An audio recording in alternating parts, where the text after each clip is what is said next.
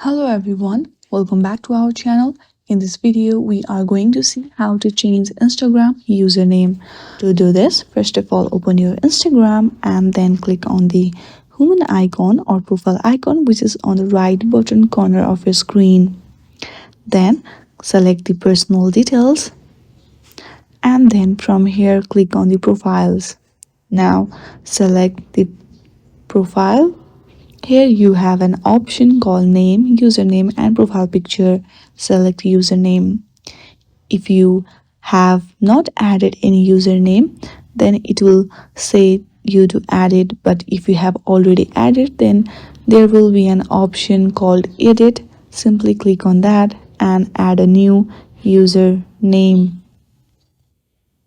In this way, you can edit your Instagram username. Thank you for watching this video. If you like this video, then please do not forget to subscribe our channel.